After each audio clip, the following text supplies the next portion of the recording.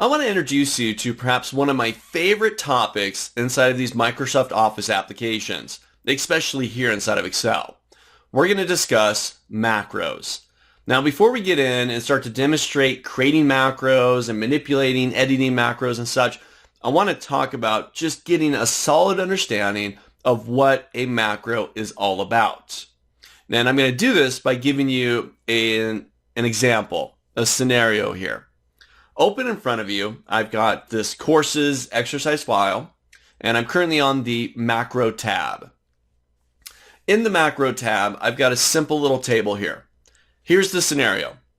This is probably something that I'm sure that you do, and if you don't do it currently, I'm sure you'll do it at some point within your career within Excel. This table, it's raw data. There's not much to it.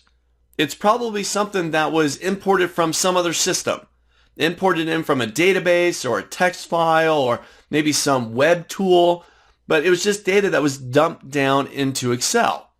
Now, it's inside of Excel because I want to do things like sort it and filter it and do calculations, turn it into a pivot table, make it presentable, whatever it is, but I've dumped it into Excel so I can start to work with the data.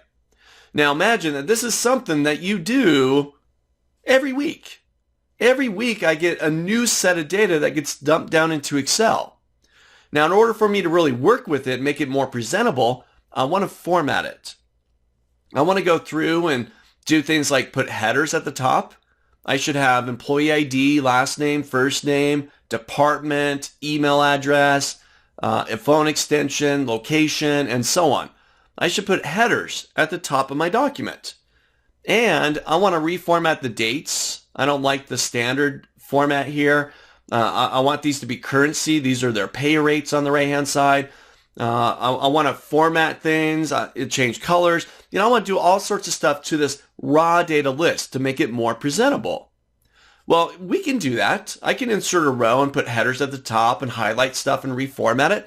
But once again, this is something I do every week with a new set of data that comes in.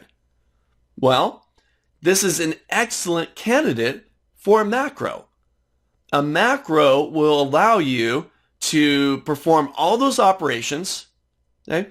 But as you're performing those operations, adding headers, formatting stuff, and so on, you record yourself doing this. By recording yourself, later on, like next week, when you need to perform these same operations, you hit a single button and it does it all for you. It essentially replays the recording. This is why I love macros so much, because it's about creating automation.